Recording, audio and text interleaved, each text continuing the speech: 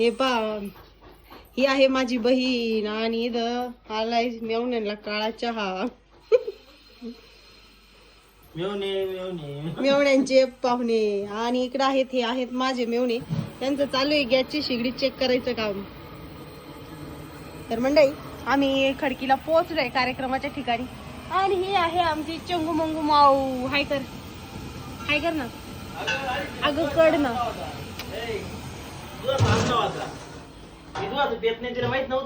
हा मग नंतर सांगितलं मी चहा आणल्यावर मग परत गेली ती तुम्हाला कोरा चहा आणायला. पक्का दारा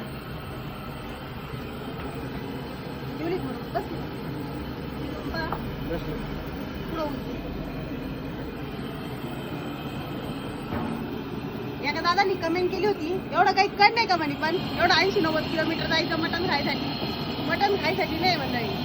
हे आपण काय म्हणतो आग्रहाचं आमंत्रण आपुलकीचं जे आमंत्रण असतं ना ह्या आमंत्रणाला मान देणं फार गरजेचं असतं. आपण आपल्या घरी 1 किलो सोडून 4 किलो आणून खाऊ पण त्याचा उपयोग नाहीये. मग आपल्याला ज्या पाहुणे मंडळींनी एवढा प्रेमाने आग्रहाने आमंत्रण दिलेलं आहे ना तर त्या आमंत्रणाचा मान ठेवून आपण त्या ठिकाणी गेलं पाहिजे. त्यावेळेस अंतर बघून चालत नाही.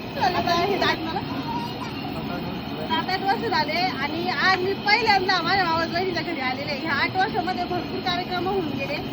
बहुतेक कार्यक्रम जे होते ते रात्रीचे संध्याकाळचे आणि आपला रस्ता नगर मनमाड हायवेची अवस्था सगळ्यांना माहिती. तर ह्या रस्त्याच्या म्हणजे मग तुला काय वाटलं आता हा कार्यक्रम वाटण्याचा आहे मग सोडायलाच नको ना? खरं सांग. नाही हा कार्यक्रम वाटण्याचा आहे मग सोडायलाच नको.